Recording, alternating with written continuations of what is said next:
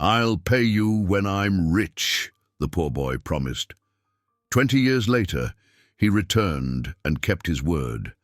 The wind rattled the old screen door of the farmhouse, whistling through gaps that had long forgotten the warmth of insulation. Inside, Helen Anderson moved slowly through her kitchen, her steps heavy with age and habit. She didn't notice the storm picking up strength outside. She'd lived through worse, tornadoes, droughts, and the kind of silence that only settles in when no one's left to fill it.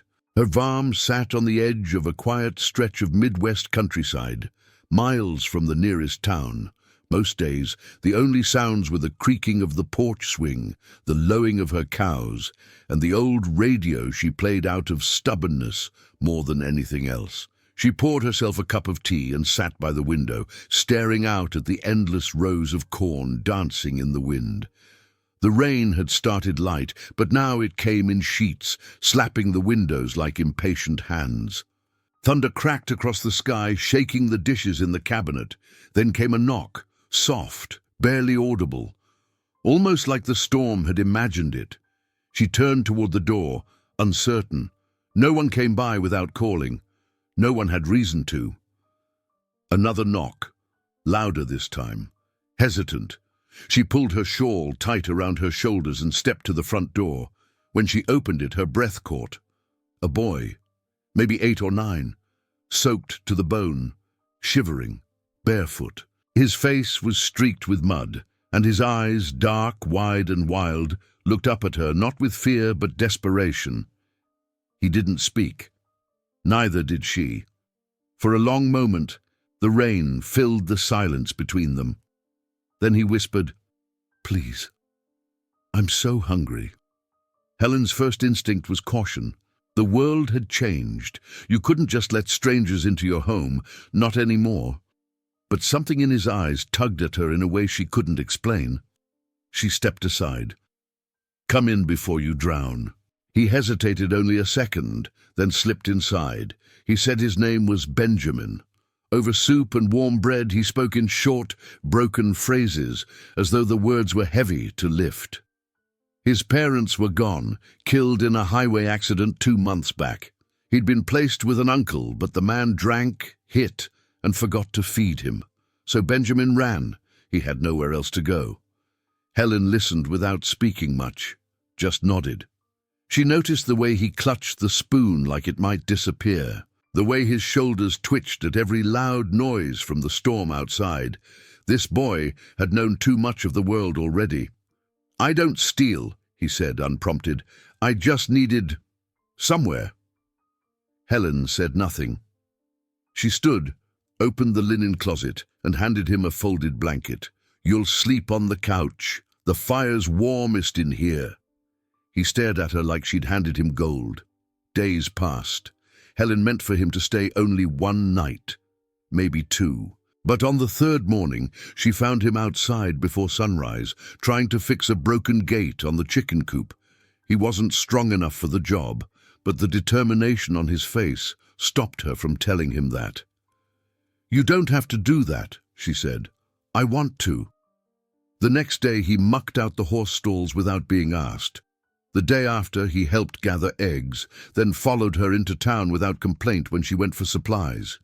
He didn't talk much, but he listened, watched, learned fast. By the end of the week, Helen found herself setting 2 places at the table instead of 1. She stopped correcting herself when she said "we" instead of "I." The bond between them didn't form all at once. It was quiet, like spring roots growing beneath frost. Benjamin started reading her old books, asking questions about the farm, fixing things with duct tape and curiosity. He built a scarecrow from rags and sticks, named it Fred, then laughed for the first time when the wind blew Fred's head clean off. One evening, as they sat on the porch watching fireflies blink across the field, Benjamin asked, "Were you always alone?" Helen didn't answer right away. "No," she said softly, "but life doesn't always ask you what you want." He nodded like he understood more than any child should. "Me neither," he said. By the time the leaves started turning, Benjamin had become part of the landscape, like the barn, the cattle, the fields. He wasn't just helping, he belonged. But Helen never asked what would happen next, and Benjamin never said how long he planned to stay. That night, after dinner, he stood by the fireplace, staring at the photos on the mantel, sepia portraits of people long gone. Then he turned to her. "I know I can't pay you now," he said, voice trembling. "But someday, when I'm rich, I will. I'll come back. I'll make everything better for you, I promise." Helen smiled, a rare softness in her eyes. She didn't laugh, didn't dismiss it like an old woman might. Instead, she simply said, "You just be good. That's payment enough." But Benjamin didn't forget, and outside the first winter wind rolled over the farm, unnoticed. Inside the fire crackled, as if holding the promise in its glow. The seasons rolled across the fields like waves, spring green to summer gold to autumn amber. And with each passing day, Benjamin grew stronger, steadier, and more at home. Helen taught him everything she knew: how to coax life from dry soil, how to replace a snapped belt on the old combine without losing a finger, how to spot illness in a calf before it spread to the herd. He soaked it all in, not with the apathy of a child forced to learn, but with the quiet hunger of someone who understood that knowledge could mean survival. He started waking before her most mornings, already dressed and halfway through feeding the chickens, by the time she reached the porch with her coffee. By the time he was 10, he could do almost anything she could, sometimes better.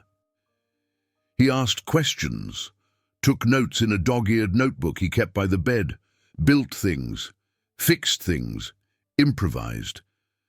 And Helen, who'd lived for so long in a house that echoed with silence, found herself humming again while cooking breakfast, talking aloud, laughing. The ache in her knees felt lighter and her hands steadier. People in town noticed the change. "You're glowing, Helen," said Marnie at the feed store one day. "Who's the boy?" "My farmhand," she answered with a sly smile, "and my reason to keep getting out of bed." The boy was polite too, always, "Yes, ma'am," and "Thank you," never spoke out of turn, never begged for toys or trinkets, just books, tools, seeds. They fell into a rhythm, the kind of rhythm only life in the country can teach, measured not in days, but in harvests and moon phases and first frosts, until the car came. It arrived on a Sunday afternoon, just as the first cold breath of winter swept across the field.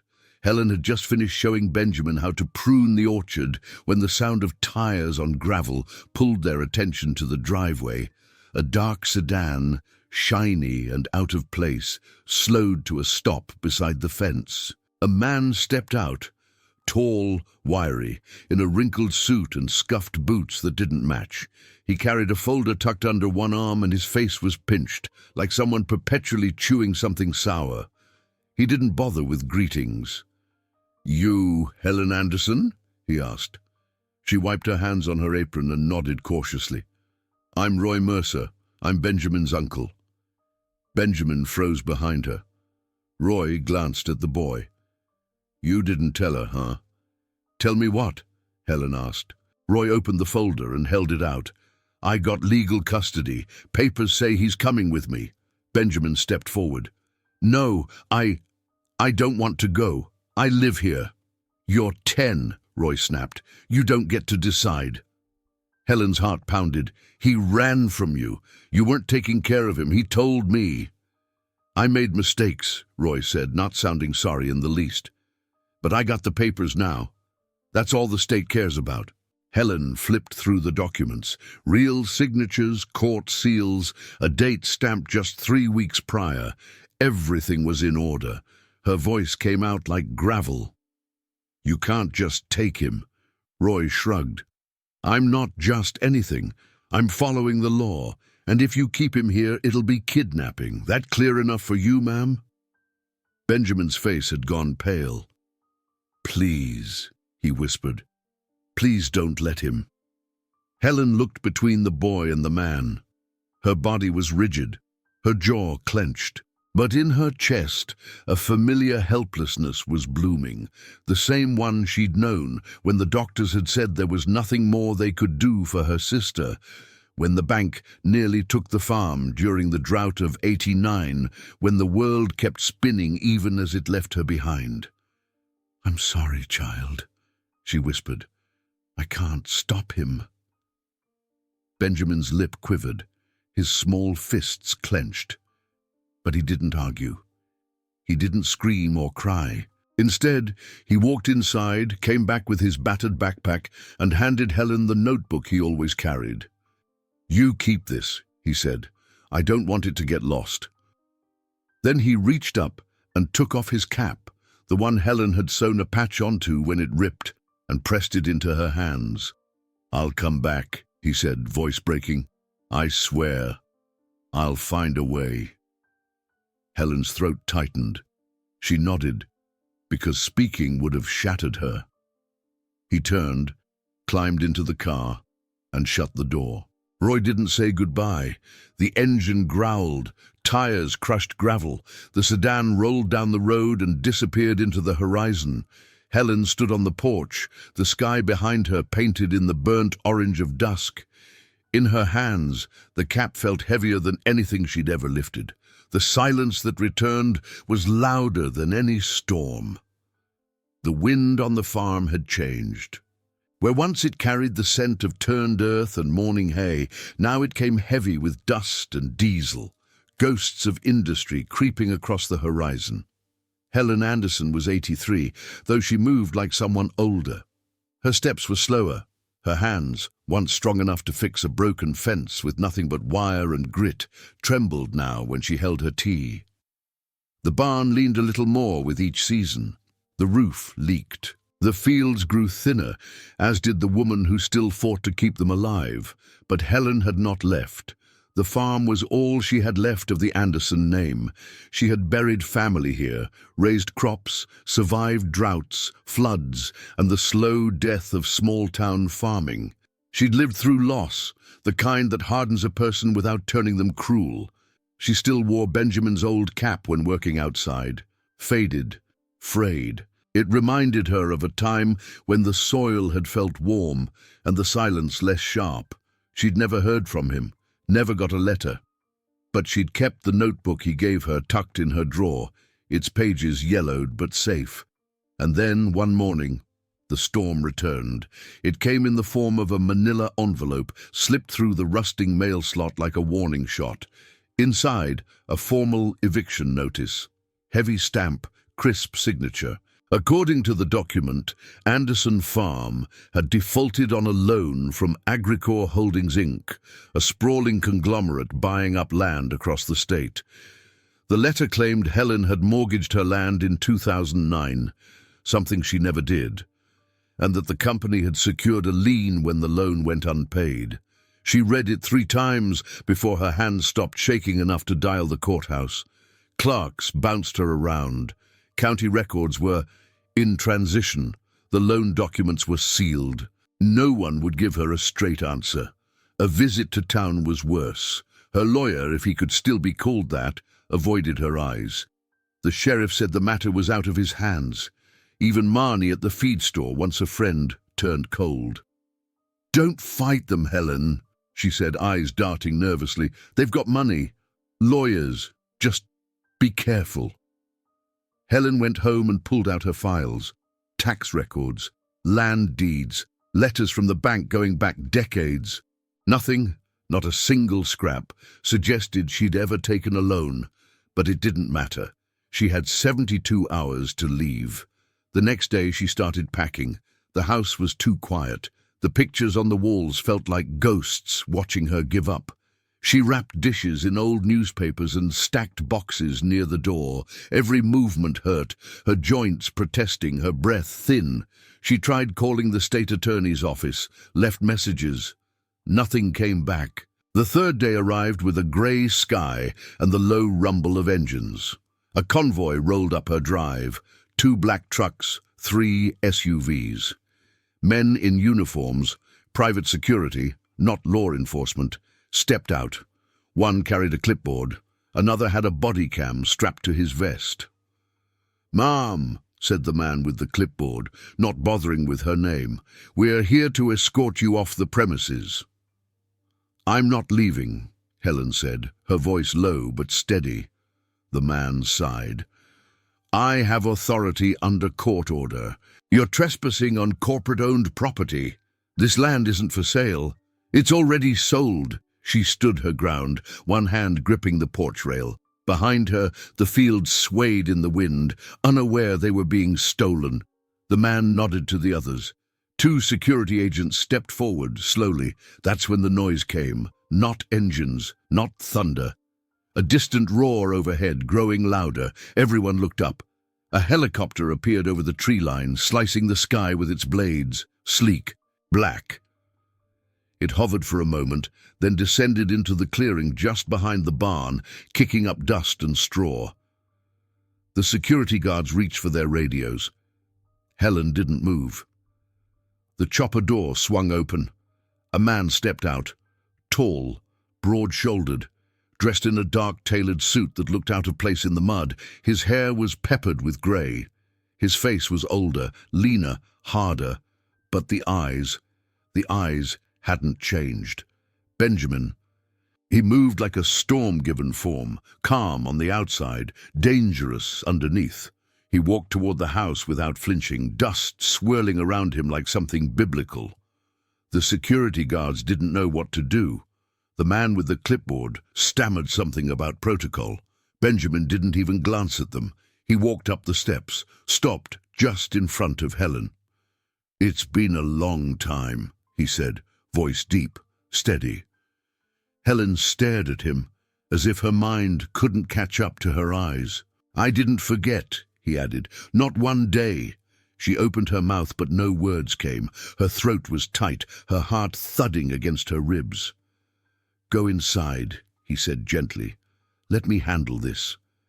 Then he turned to face the convoy. The men with rifles didn't move, but their posture shifted, the kind of stillness that comes not from confidence, but confusion. They weren't trained for this. A helicopter, a suit-wearing stranger walking into a rural standoff like he owned the ground beneath their feet. That's because he did. Benjamin turned toward the man with the clipboard, his tone clipped and cold.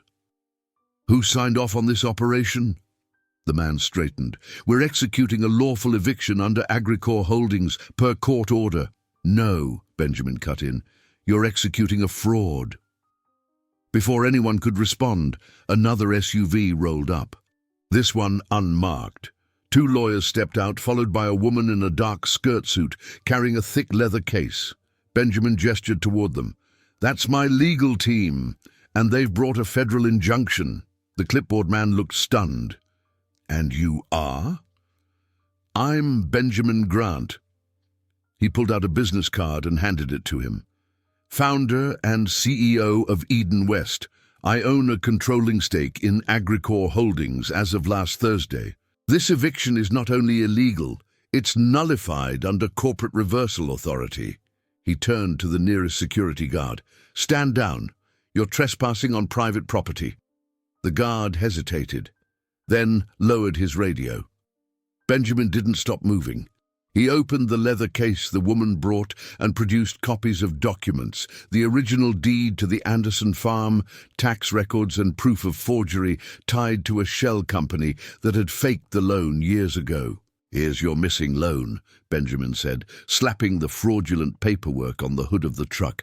"It was never signed, never approved. The notary listed on this doesn't exist, and the bank account tied to the supposed transfer leads to a post office box in Nevada." He paused, eyes narrowing.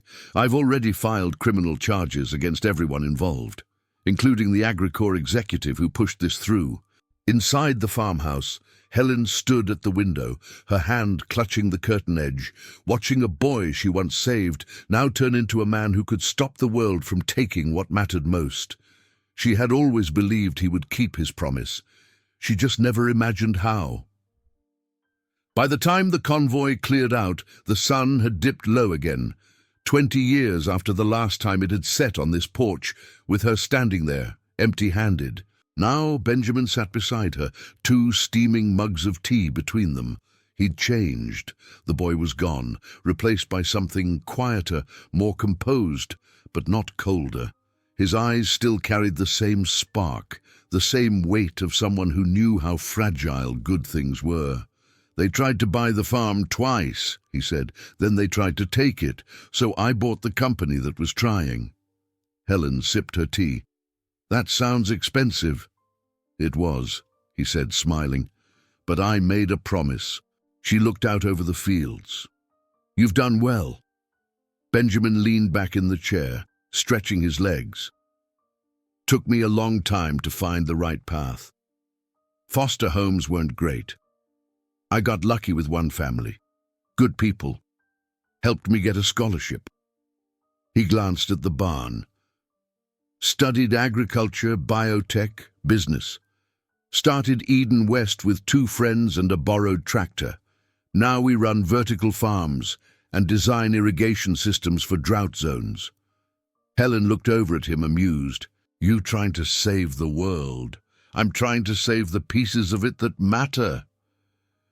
They sat in silence for a while, the wind carrying the rustle of cornstalks across the fields like a lullaby. Then Benjamin reached into his briefcase and pulled out a thick folder. "This is a trust," he said. "The farm is safe now, legally protected under my company's land conservation arm.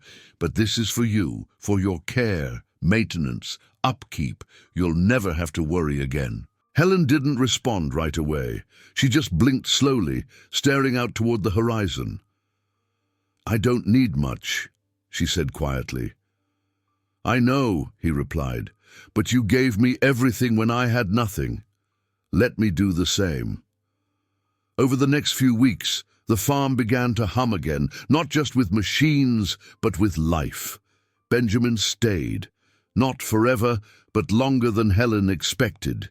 He installed solar panels, repaired the barn roof, set up high-efficiency irrigation. He cooked breakfast sometimes, always burned the eggs and laughed about it. They watched old westerns in the evenings, talked, didn't talk, the kind of silence that didn't hurt. Neighbors stopped by, some embarrassed for how they'd looked the other way, others just to say hello. Helen accepted their visits with grace but held Benjamin close. And one morning, just as the fog lifted off the field, they sat on the porch together. 2 chairs, one shared piece. She handed him his old cap, repaired again with a fresh patch. He took it with a smile. "Think I'll stay a little longer," he said. Helen nodded, her eyes soft. "For as long as you like, son." The sun rose, warm and full over the fields, and this time it stayed.